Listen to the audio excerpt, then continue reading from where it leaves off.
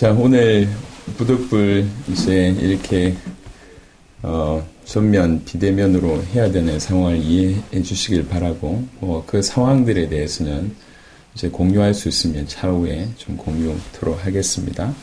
자, 오늘 우리 마가복음 12장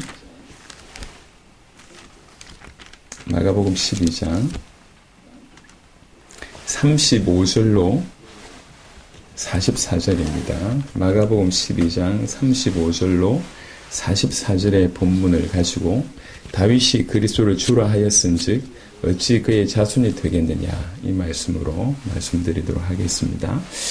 예수께서 성전에서 가르치실세 대답하여 이르시되 어찌하여 서기관들이 그리스도를 다윗의 자손이라 하느냐. 다윗이 성령에 감동되어 친히 말하되 주께서 내 주께 이르시되 내가 네 원수를 네 발 아래에 둘 때까지 내 우편에 앉았으라 하셨도다 하였느니라.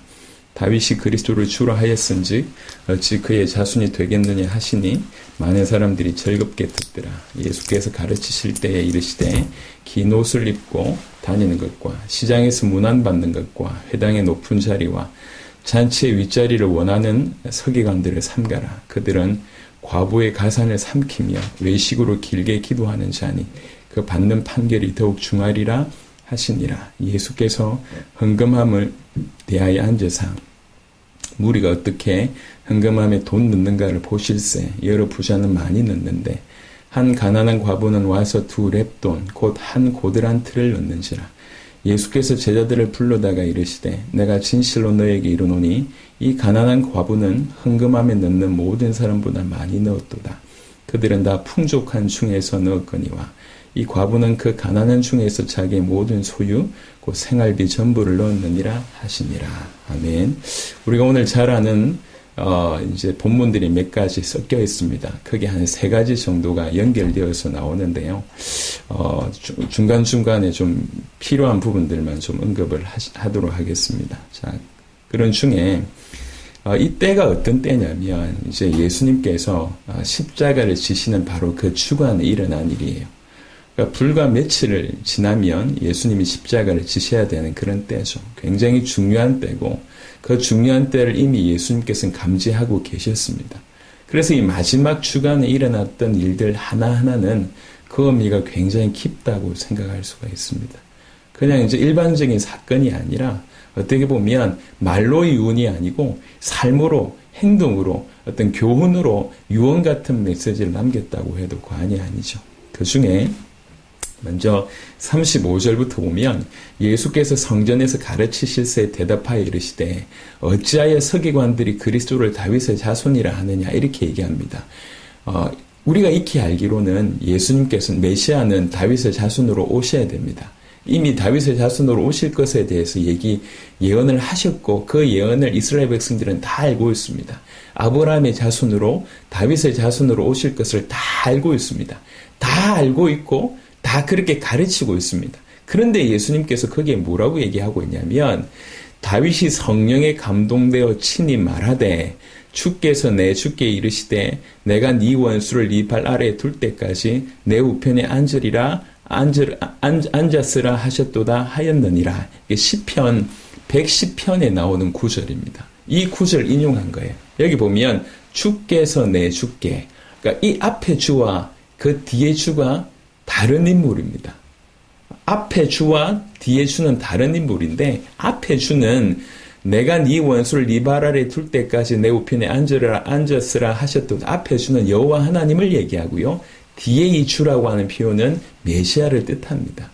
그래서 원래 이제 히브리어 이 원문에는 이 번역이 어떻게 되어 있냐면 이제 여호와께서 주 여호와께서 내 주께 이렇게 되어 있습니다.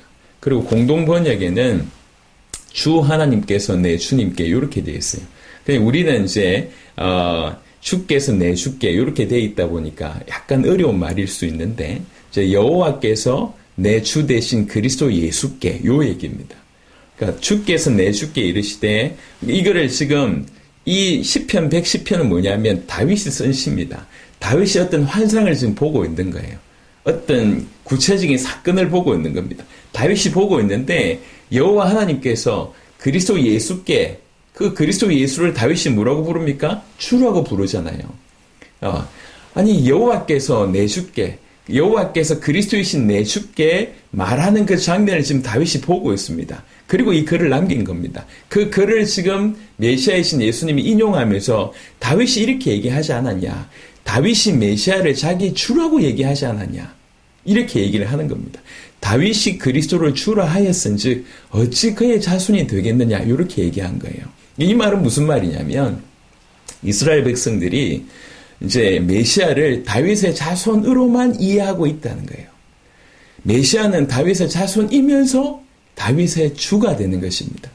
육신적으로서는 다윗의 혈통으로 오시지만 그의 근본은 하늘입니다. 하나님이란 얘기예요.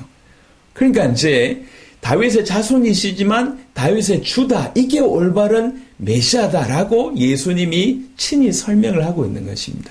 여러분 이건 굉장히 짧은 본문입니다. 하지만 왜 이스라엘이 망했는지, 왜 이스라엘이 예수님을, 메시아이신 예수님을 십자가에 못 박았는지를 여실하게 드러내고 있는 본문입니다. 궁극적으로 뭐냐면 메시아에 대한 오해입니다. 무슨 말이냐면 이 이스라엘 백성들은 메시아를 자기들만의 메시아로 믿었습니다. 이스라엘만의 메시아로 한정시켰다는 거죠. 그리고 그 메시아의 사역 역시 딴 게 아니라 자기 민족의 회복, 그리고 자기 이스라엘 백성들의 왕으로서만으로 이제 메시아를 이해하게 된 거예요. 그들이 메시아의 어떤 이해는 자기의 메시아, 자기 민족의 메시아, 그래서 자기 민족을 부강하게 하고 자기 민족의 왕으로서 오실 그 메시아로만 의미를 가지고 있는데 예수님은 그게 아니라고 얘기하고 있는 겁니다. 당연히 그 일을 하시겠지만 그 메시아는 다윗의 주가 되신다. 하나님의 아들이시고 이스라엘만의 메시아가 아니고 전 세계를 건질 전 세계의 메시아가 되신다라고 지금 이 얘기를 지금 하고 있습니다. 여러분 이스라엘이 왜 메시아 되신 예수님을 십자가에 못 박았습니까? 결국 그들이 알고 있는 잘못된 메시아관 때문에 진실로 참된 메시아를 죽이는 일을 하게 된 것입니다. 이 얼마나 기가 막힌 사건이냔 말이에요. 그러니까 메시아를 올바로 정확하게 알지 못하니까 그렇게 살 수밖에 없어요. 예컨대 그렇게 믿으니까 그렇게 사는 거예요. 이스라엘 백성들에게는 특별히 예수님 당시에는 네 종류의 크게 이제 파들이 있었습니다. 이 파들의 모습이 오늘 생각해 볼 부분들이 많습니다. 한쪽은 뭐냐면 이제 백성들을 리더하면서 우리가 그래도 하나님 말씀을 지켜야 된다. 하나님 율법을 철저하게 지켜야 된다. 우리가 율법을 잊었기 때문에 포로가 된 것이 아니냐. 율법을 철저히 지켜야 된다고 얘기하면서 나름 굉장히 경건하는 중에 백성들을 끌고 있던 파들이 있습니다. 그게 바리새파입니다. 바리새파. 또 한 파는 뭐냐면 모세오경만 주장하면서 실제로는 이 땅에서 어떤 유익을 더 강력하게 추구하는 사람들이, 이 사람들이 사두개파입니다. 이 사두개파는 아주 정치적인 부분에 관심 많습니다. 그래서 바로 이제 로마하고 결탁을 해서 사실은 이스라엘 백성의 가장 최상부에 존재하고 있지만 그 신앙은 지극히 세속적인 신앙이었습니다. 또 한 신앙이 누구냐면 에스네파예요. 우리가 진실로 잘 믿으려고 하면 그냥 이게 세상을 다 끊어내야 되지 않냐. 이래서 수도원으로 사는 그게 이제 에스네파입니다. 또 하나는 우리가 특별히 선민인데 저 로마가 우리를 침범했지 않냐. 우리가 가만히 있으면 안 된다. 우리가 저들을 대항해야 된다. 이렇게 일어난 것이 열심당입니다. 열심당.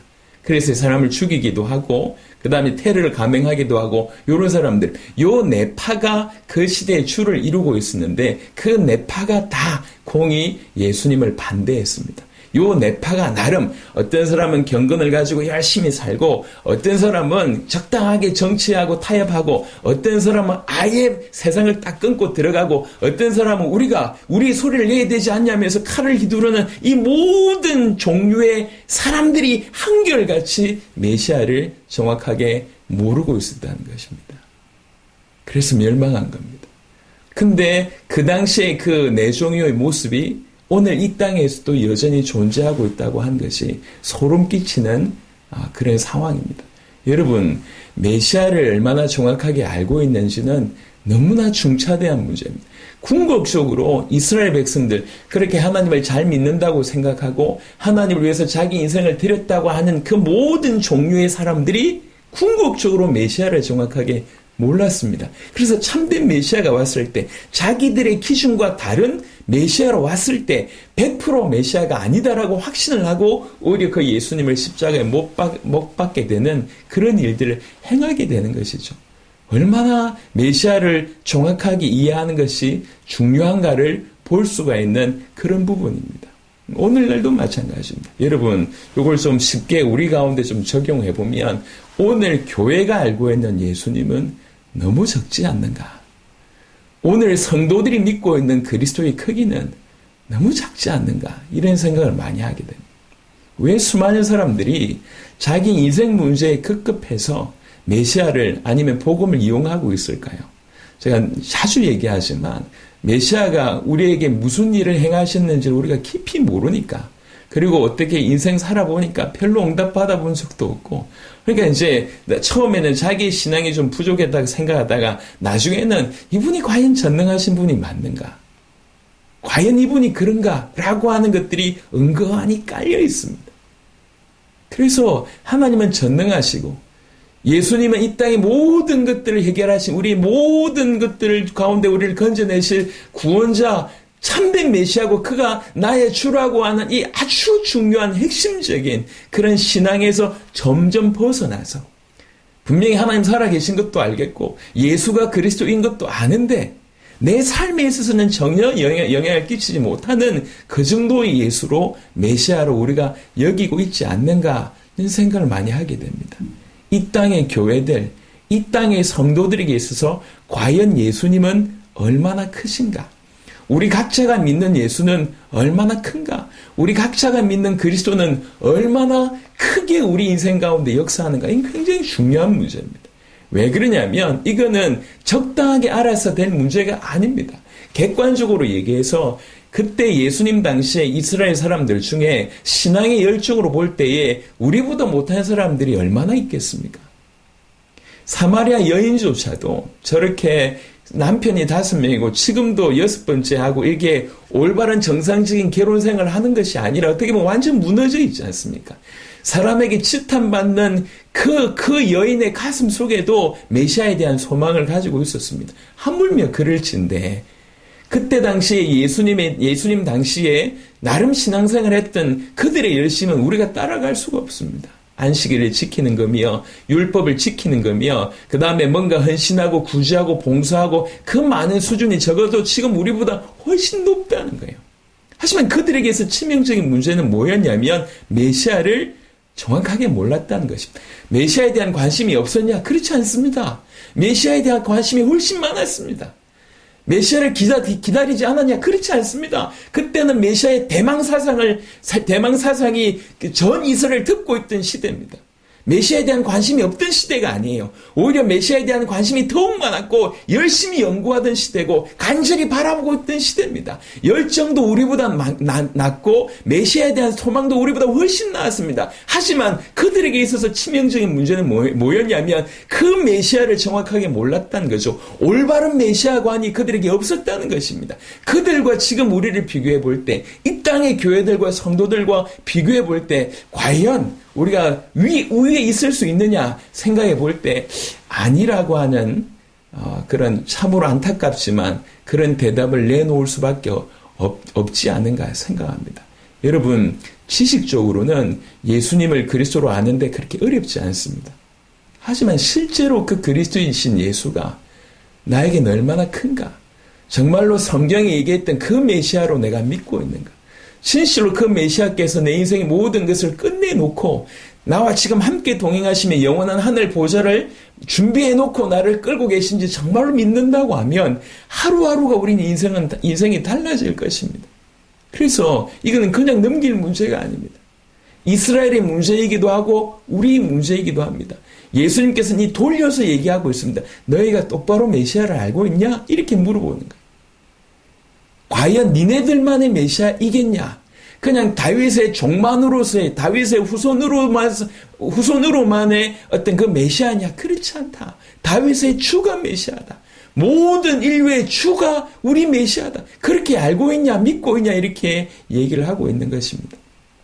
오늘 이 시간에 우리 그냥 넘길 수 있는 부분이지만 올바로 메시아를 정확하게 알고 있는 것이 얼마나 중요하고 그렇게 믿는 것이 얼마나 중차대한 문제인지를 다시 한번 예수님 십자가 지시기 몇 시간 전에 아니면 며칠 전에 지금 우리에게 이 중요한 화두를 던지고 있습니다.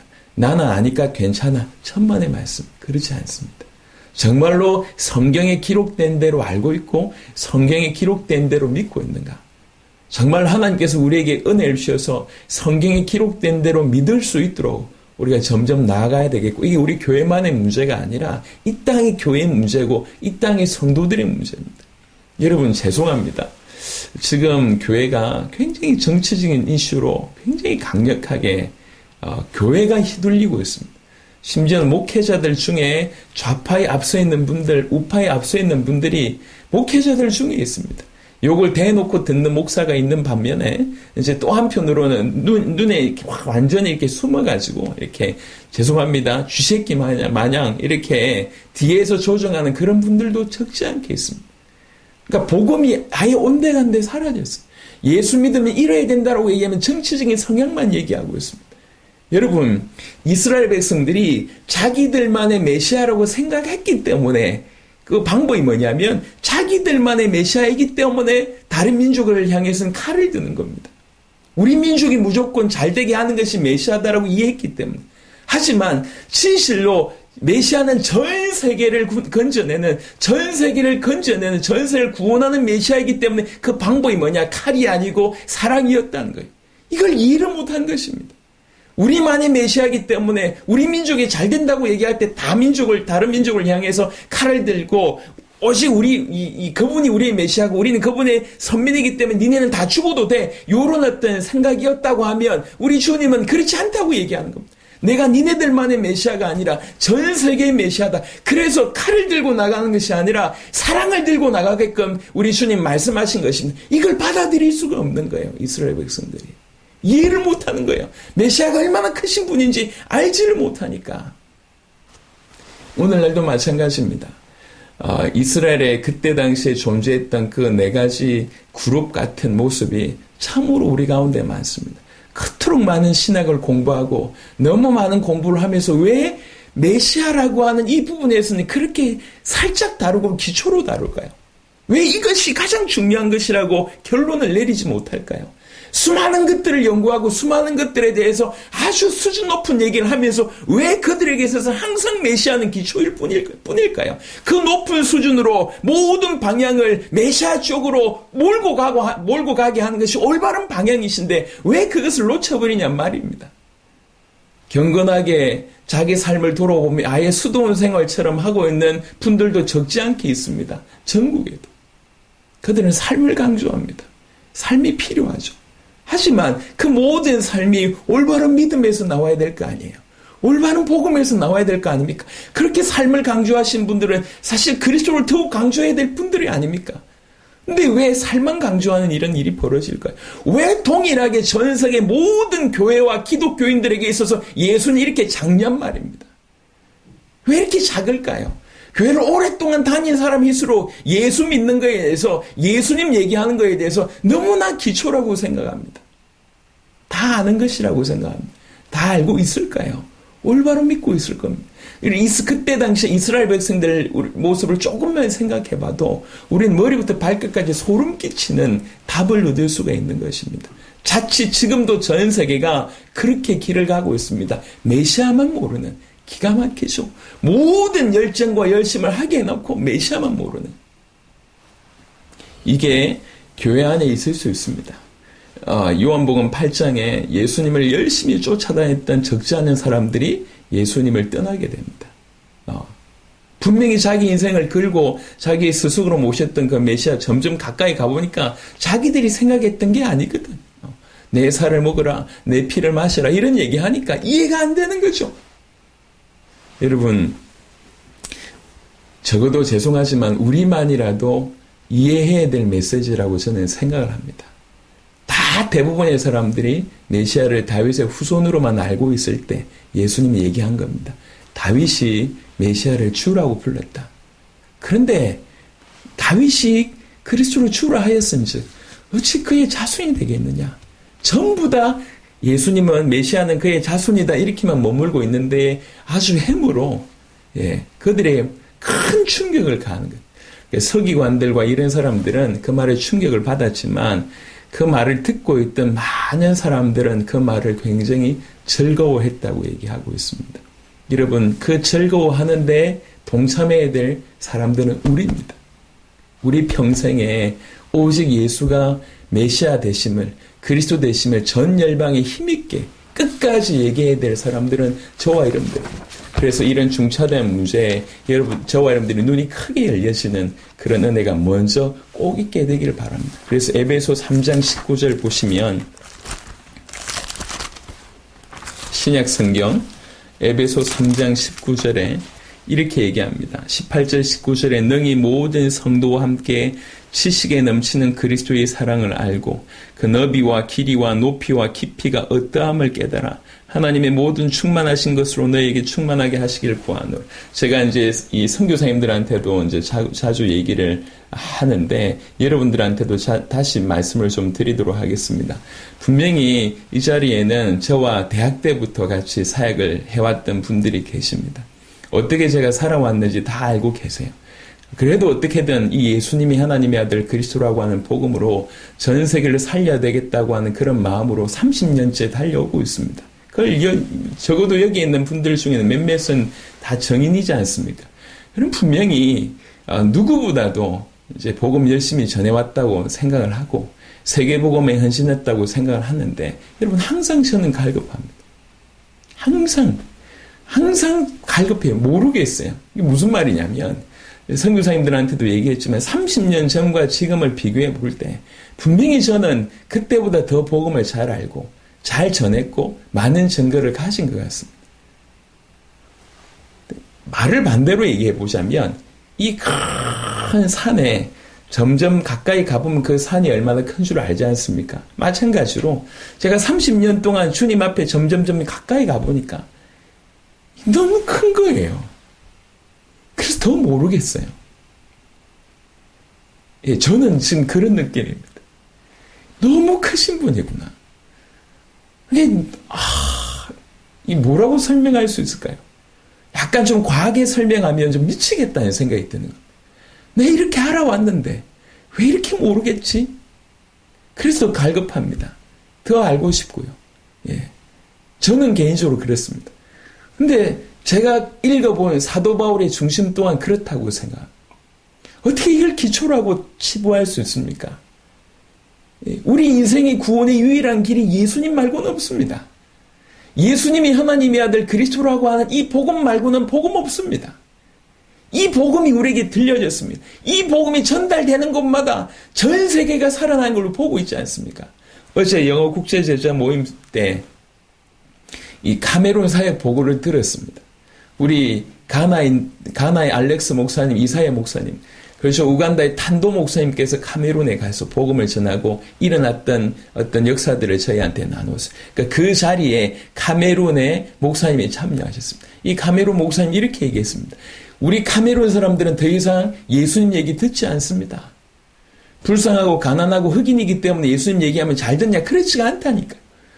더 이상 하나님 말씀에 귀 기울이지 않습니다. 우리 카메룬 사람들은. 그런데 예수님이 그리스도라고 하는 이 순수하고 순결한 이 복음이 전달되니까 세미나 할 때마다 더 많은 사람들이 모여와서 이 너무 놀라운 일들이 벌어졌습니다. 흥분해가지고 얘기하는 거예요.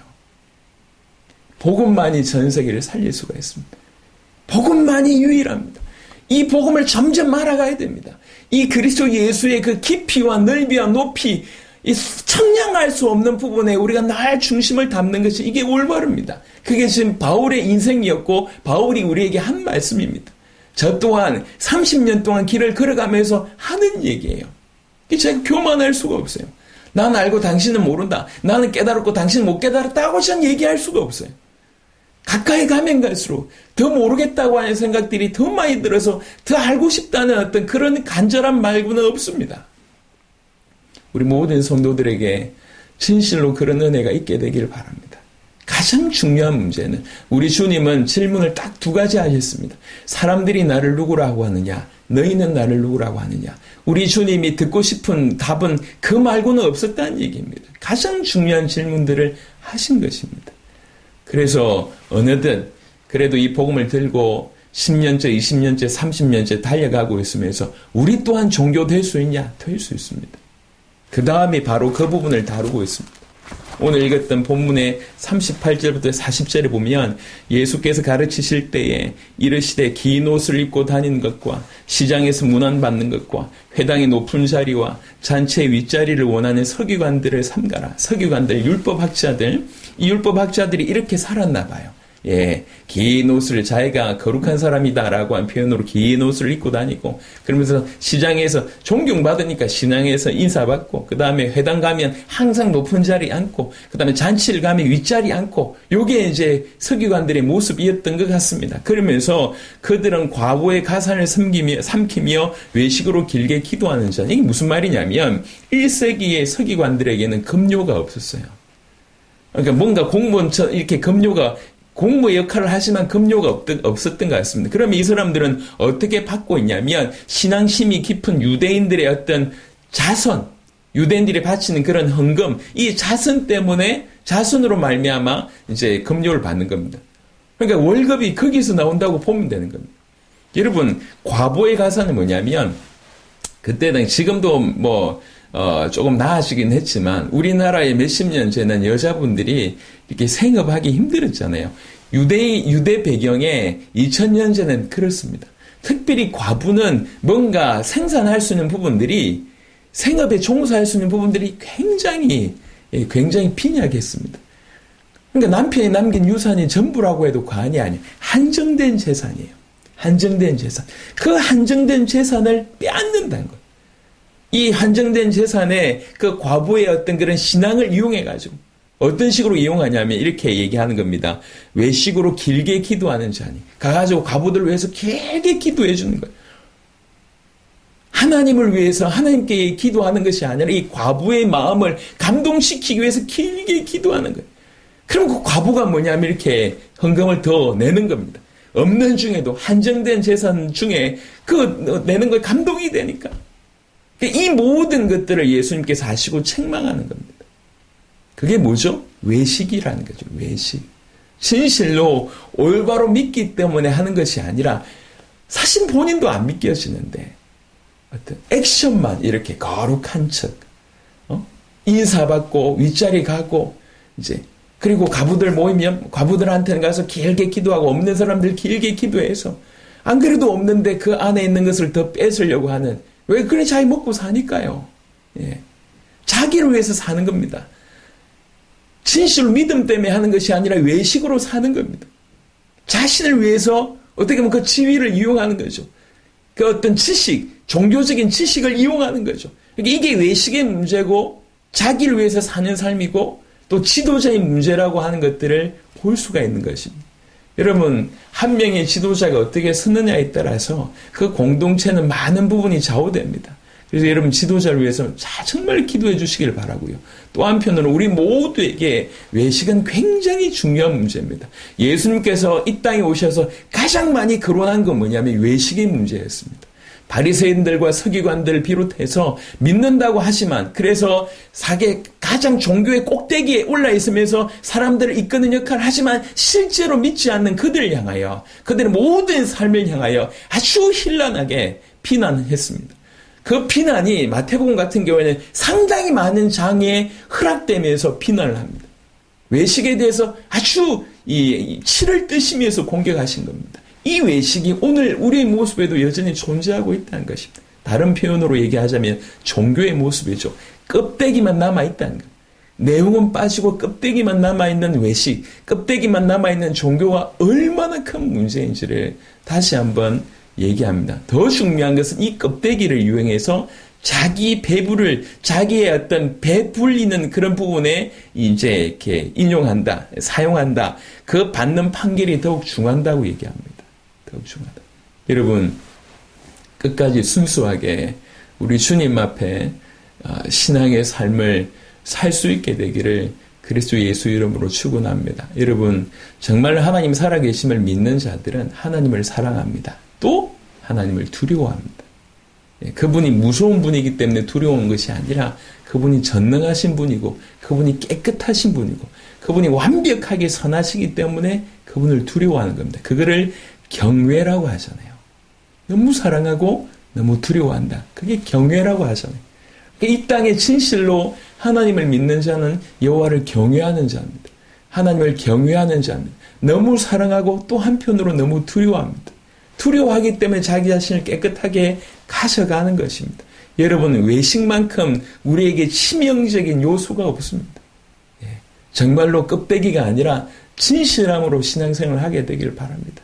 교회에 이렇게 발도장을 찍는 게 중요한 게 아니잖아요. 진실로 주님 보실 때 마지막 때 신앙생활을 할 수 있게 되기를 바랍니다. 여러분, 한편으로는 이 마지막 때에 하나님을 믿는다. 제가 볼 땐 기적입니다. 보이지 않는 하나님을 사랑한다. 기적입니다. 보이지 않는 하나님을 위해서 자기 인생을 살겠다. 기적입니다. 이게 기적이에요. 그러면 이 기적이 우리 삶 가운데 충만하게 있을 수 있도록 우리는 더욱 은혜를 구해야 될 것입니다.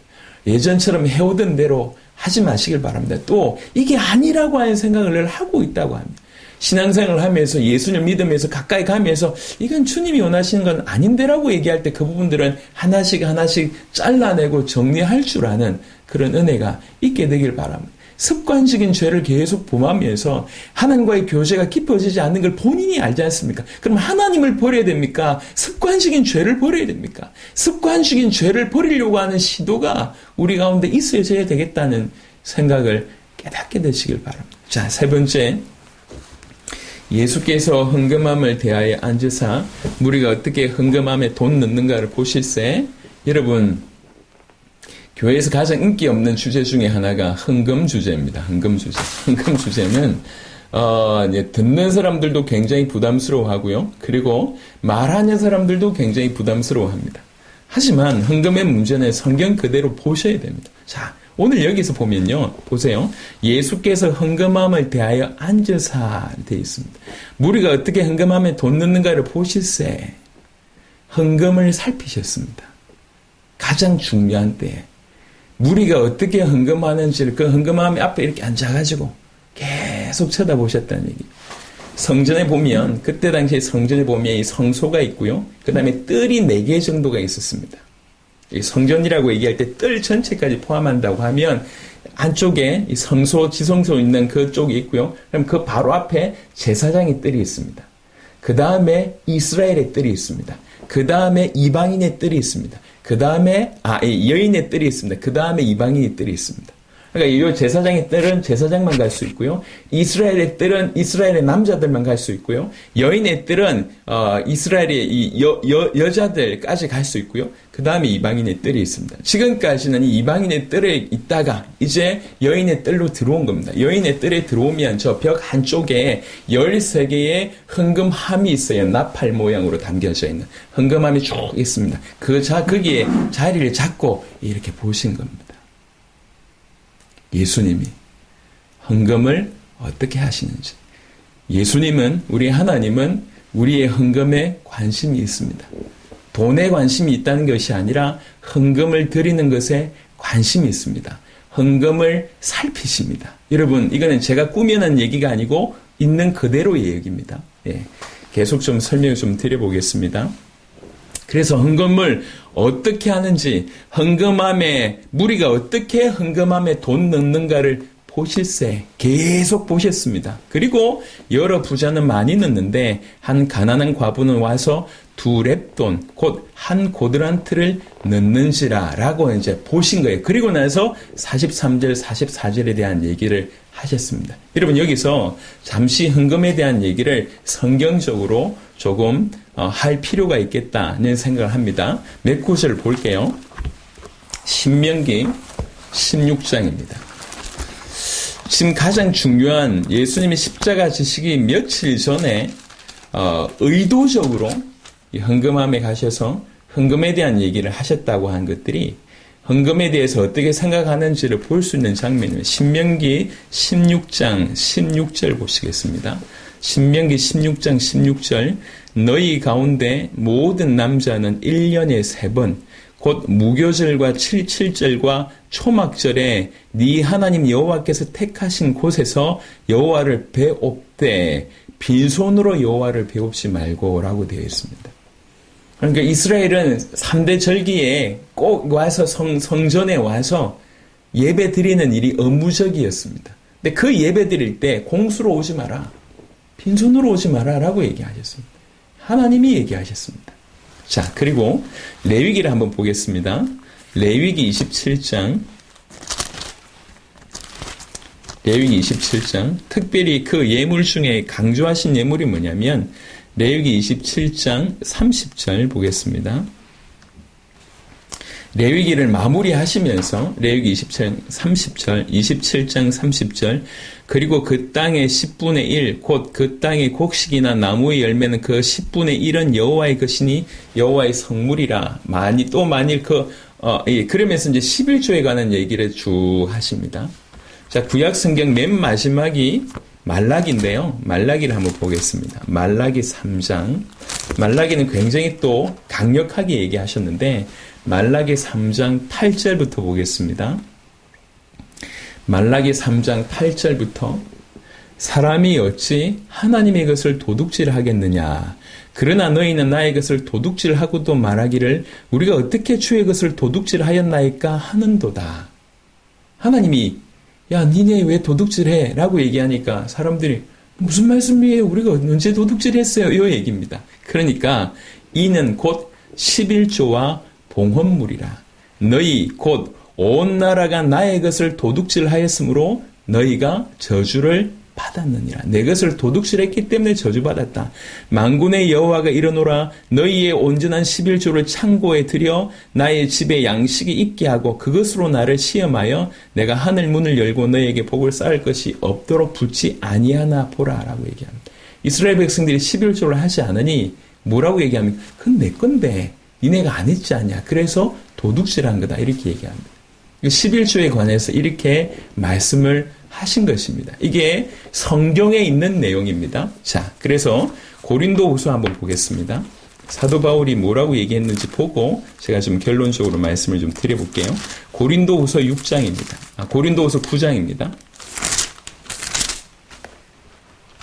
고린도후서 9장. 고린도후서 9장에는 어떤 큰 어려움을 당한 가난한 어떤 교회들이 있습니다. 그 교회들을 위해서 고린도 교회가 이 연보를 준비한 거예요. 헌금을 준비한 거예요. 그러니까 그 얘기에 관해서 바울이 이렇게 얘기합니다. 고린도후서 9장 6절부터 이것이 곧 적게 심는 자는 적게 거두고 많이 심는 자는 많이 거둔다 하는 말이로다. 각각 그 마음에 정한 대로 할 것이요 인색함으로나 억지로 하지 말지니 하나님은 즐겨내는 자를 사랑하시느니라. 하나님이 능히 모든 은혜를 너에게 넘치게 하시나니 이는 너희로 모든 일에 항상 모든 것이 넉넉하여 모든 착한 일을 넘치게 하려 하십니다. 하나님께서 우리에게 이런 복을 주십니다. 모든 일에 항상 모든 것이 넉넉하여 모든 착한 일을 넘치게 하게 하려 하십니다. 우리 인생이 이러해야 됩니다. 기록된 바 그가 흩어 가난한 자들에게 주었으니 그의 의가 영원토록 있느니라 함과 같으니라. 심는 자에게 씨와 먹을 양식을 주시는 이가 너희 심을 것을 주사 풍성하게 하시고 너희 의의 열매를 더하게 하시리니 너희가 모든 일에 넉넉하여 너그럽게 연보함은 그들이 우리로 말미암아 하나님께 감사하게 하는 것이라.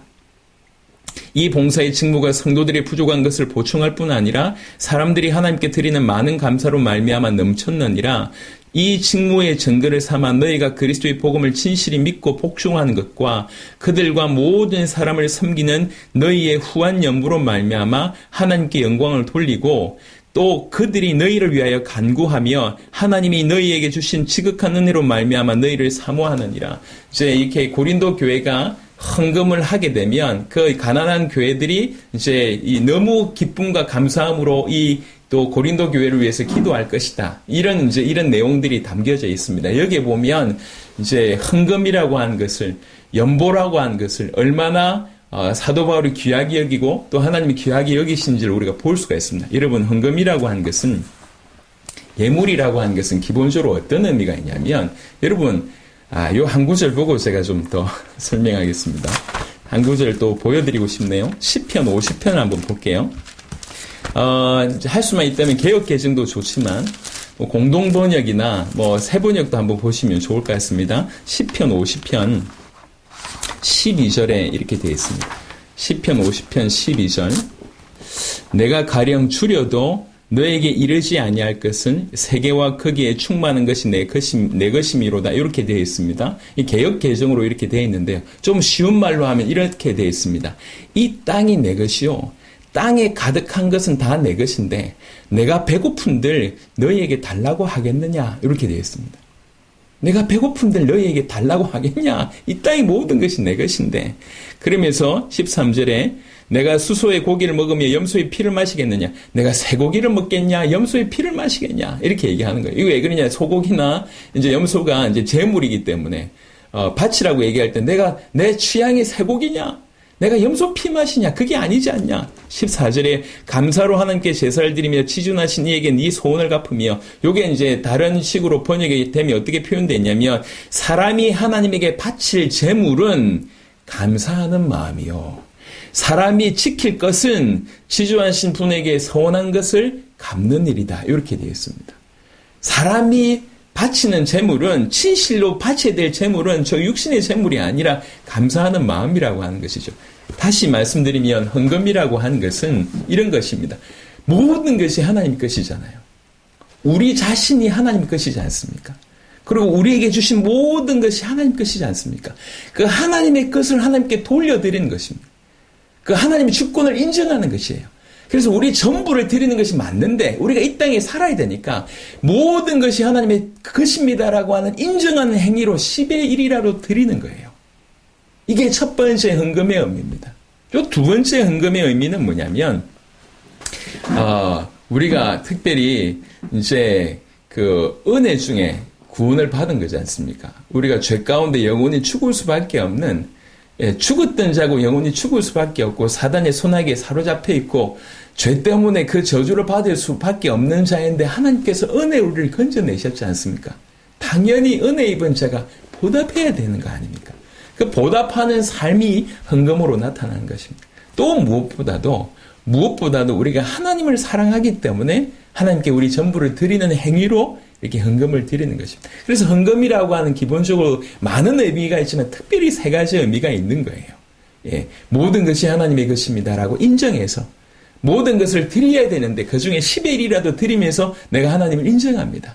또 내가 하나님을 사랑합니다. 하나님 나를 건지셨기 때문에, 그것도 당신의 독생자로 나를 건지셨기 때문에 내가 최소한의 은혜로 보답하겠습니다. 이게 헌금하는 자세입니다. 바로 그 자세, 그 감사하는 마음을 받는다는, 그 감사를 물질로 표현하고 삶으로 표현하는 것이 헌금의 어떤 의미입니다. 그리고 이 헌금은 구약시대의 11조는 레위인들과 제사장들의 생활비로 쓰였다는 걸 우리가 알고 있습니다. 그리고 교회를 운영하는 데 쓰였다고 하는 것을 알고 있습니다. 아니, 교회가 보니까 똑바로 운영을 못하고 목회자가 마음에 안 들고 이러면 성경에는 그런 얘기가 없어요. 헌금 드리는 것은 하나님께 드린다고 얘기했어요. 물론 교회가 잘못 운영할 수 있고 그 다음에 목회자들 중에 그런 어떤 헌금을 잘못 활용하거나 교회 재정 중에 그런 일들도 있어요. 보니까 어떤 재정 장로가 이렇게 교회 재정 손대가지고 어떻게 했다 이런 일들도 여러 교회에서 등장을 하더라고요. 물론 교회에 그런 폐해가 틀림없이 있습니다. 하지만 이런 부분에 이런 방법 우리 주님 얘기하지 않으셨어요. 우리 주님은 그 헌금하는 마음을 보십니다. 헌금하는 마음, 그 헌금하는 자세.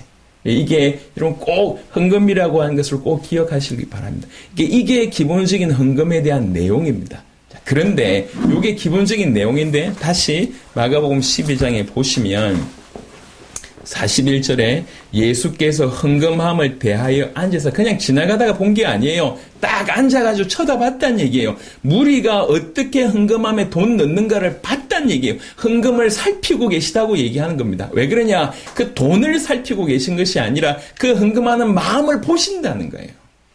지금도 마찬가지입니다. 여러분 물론 교회의 헌금을 어떤 자기 교회 유익이다, 아니면 뭐, 예를 들면 교회 건축을 할 때, 돈이 필요할 때 헌금의 어떤 메시지를 했기 때문에 부담스러워하는 부분은 없지 않아 있습니다. 하지만 한 번은 제대로 들어야 될 것이 아니에요. 헌금이 도대체 뭔지, 그리고 예수님이 이렇게 헌금함을 살피셨다고 한 것들을, 또 가장 중요한 때에 이런 행동을 친히 하셨다고 한 것들은 우리에게 굉장히 중요한 메시지를 줍니다. 여러분, 지금 돈 쓰는 걸 보면 이렇게 나올 거 아니에요. 가지고 있는 소유를 어디를 향해서 쓰는 걸 보면 그 사람 믿음의 사실 척도가 이렇게 되는 거 아닙니까? 우리 주님도 마찬가지입니다. 그리고 나서 하시는 말씀입니다. 예수께서 제자들을 불러 이르시되 내가 진실로 너에게 이르노니 이 가난한 과부는 헌금함에 넣는 모든 사람보다 많이 넣었도다. 그들은 다 그 풍족한 중에서 넣었거니와 이 과부는 그 가난한 중에서 자기의 모든 소유 곧 생활비 전부를 넣었느니라 하시니라. 여기 보면 이제 넣은 42절에 2렙돈, 곧 한 고드란트를 넣었다고 얘기합니다. 이제 이 가치를 제가 좀 설명을 좀 하자면, 그 시대에서 하루 일당이 로마의 돈으로 1데나리온입니다. 1데나리온. 1데나리온과 이 렙돈의 가치는 뭐냐면 128분의 1이에요. 예, 128분의 1. 그래서 유대인이 쓰고 있는 동전 중에 가장 작은 동전입니다. 그러니까 하루 싹이 지금 10만 원으로 책정하면 이 한 렙돈은 800원입니다. 800원. 그러니까 2렙돈을 넣었다는 얘기는 1600원 넣었다는 거예요. 예. 그 1600원 넣는 걸 보고 예수님 뭐라고 얘기하냐면 이 사람이 가장 헌금을 많이 했다. 왜 그러냐? 가지고 있는 모든 것을 넣었기 때문에 이렇다. 이건 전적인 헌신을 뜻하는 거예요. 여러분, 가난한 과부가 와가지고 2렙돈 넣는 겁니다. 이거를 보시고 계신 거예요. 그 사람만 아니라 여러 부자들은 많이 넣는 것까지 다 보셔서 그리고 나서 얘기하는 거예요. 뭘 얘기합니까? 헌금의 자세를 얘기하는 거예요. 헌금의 자세. 아까 말씀드렸습니다. 내가 쇠고기를 먹겠냐? 염소의 피를 마시겠냐? 이 땅의 모든 것이 내 것이고 혹시 내가 배고픈단들 내가 니네한테 구하겠냐? 시편 50편의 얘기입니다. 우리 주님이 돈이 없어서 우리를 구합니까? 아닙니다. 우리 인생의 진실로 올바른 행복을 위해서 정말 주님 앞에 즐겨드리는 그걸 주께서 기뻐하신 것. 그 헌금하는 자세를 보시는데 이게 사실 어떻게 보면 굉장히 충격 아닙니까? 예수님이 그 십자가 지시는 그 예수님으로만 알고 있었는데 지금 헌금함에 딱 차고 앉아가지고 이 일을 보고 계세요. 한번 생각을 해보시라고.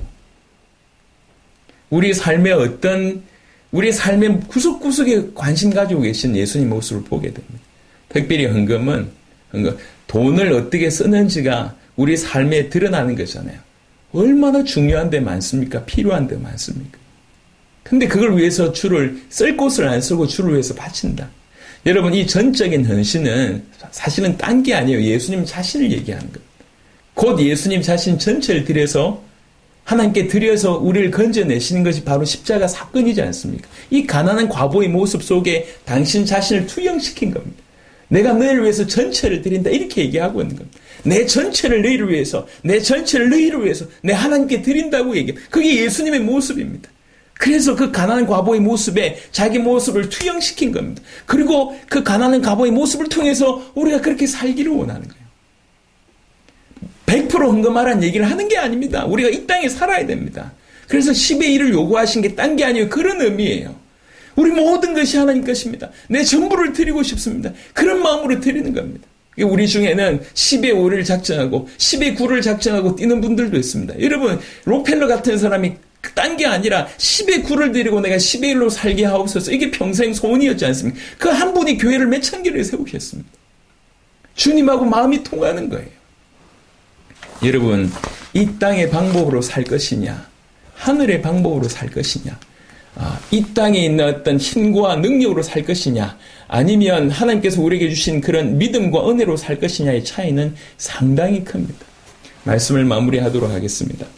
지금 우리 때를 알아야 됩니다. 예수님께서 십자가 지시기 며칠 전에 우리에게 아주 중요한 메시지를 사건을 통해서 논쟁을 통해서 허락하십니다.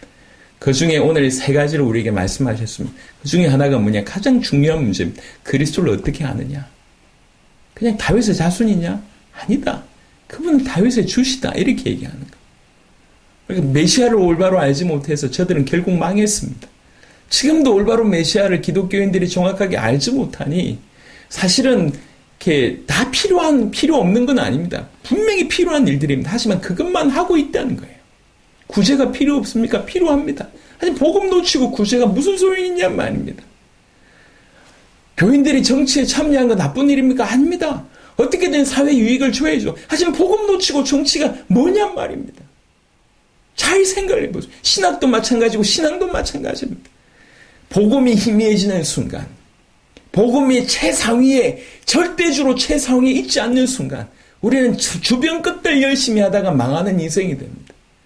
예, 정말 그리스도를 깊이 발견하는 그리스도의 목마른 저와 여러분 되시길 바라고, 정말 우리에게 그리스도가, 그 예수가 참 그 무엇보다도 절대적으로 커져 있는 크신, 절대적으로 웅장하고 대단한 그런 분으로 자리 잡게 되기를 바랍니다. 외식에 관해서 말씀하셨습니다. 여러분, 그 외식은 그들에게만 있는 것이 아니라 지금 우리에게도 있습니다. 어느 순간 내용은 빠져버리고 껍데기만 남아있는 것이 외식입니다. 이 외식에 누차 경고하셨습니다. 정말 은혜를 주셔서 중심으로 주님을 섬길 수 있도록 기도하고, 우리 삶에 주님을 섬기는 모습이 대표적으로 표현되는 것이 헌금입니다. 그 헌금의 의미를 정확하게 알고 헌금을 살피시는 예수님을 잘 보세요. 우리 모든 것을 살피신다고, 우리 중심을 보신다고 하는 것을 이 장면 한번 딱 보세요. 이게 어떤 의미인지. 그 하나님 앞에 가난한 과부처럼 칭찬 듣는 저와 여러분 되었으면 좋겠고, 한국의 교회와 전 세계 교회가 이랬으면 좋겠습니다. 영향을 끼쳐본들, 다른 교회보다 커본들, 사람들이 많이 모여본들, 사람들이 많이 알아봐준다들, 뭔가 큰 힘을 가지고 있다들 아무짝에 소용이 없습니다. 주님이 기뻐하지 않으신다면. 주님이 기뻐하시 않니. 하지만 주님이 기뻐하신다고 하면 어떤 상황이 있더라도 행복한 거 아니겠냐는 거죠.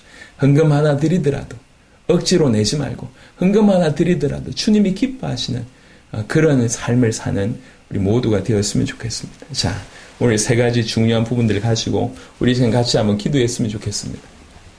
하나님께서 우리를 통해서 전 세계를 살릴 것입니다. 이 메시지를 할 때마다 저는 이제 당연히 우리 성도들이 1순위이지만 우리 성도들만을 위해서 메시지 하지 않습니다.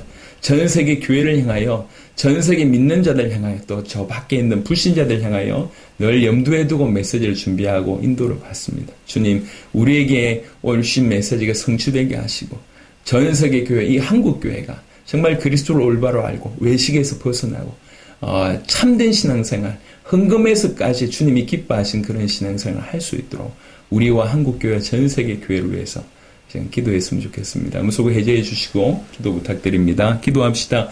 살아계신 주님 감사를 드립니다. 주님이 우리에게 귀중한 시간들을 허락하여 주셔서 감사를 드립니다. 주님 영광을 받아 주시옵소서. 주님의 선한 뜻들이 이루어질 수 있도록 하나님 역사해 주시기를 간절히 소원하고 원합나이다.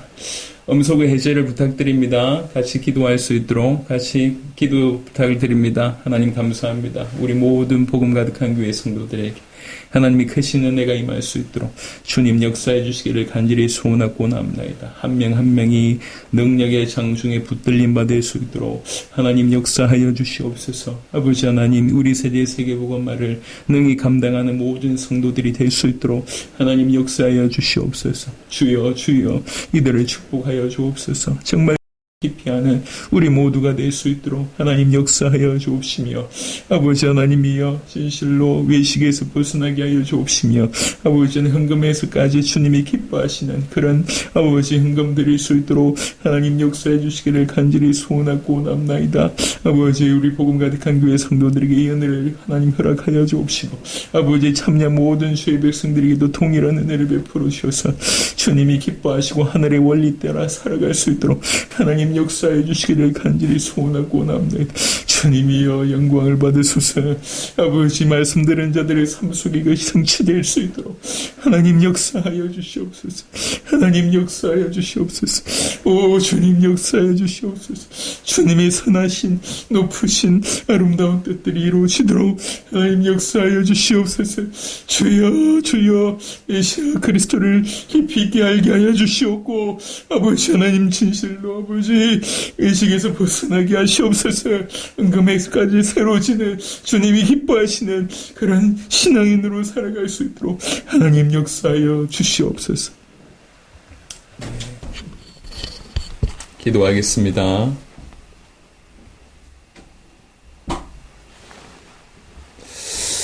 하나님 감사합니다. 오늘 모인 모든 자들에게 주님 은혜를 베풀어 주시옵소서. 오늘 우리 주님께서 행하셨던 또 말씀하셨던 바가 우리 가운데 성취되기를 원합니다.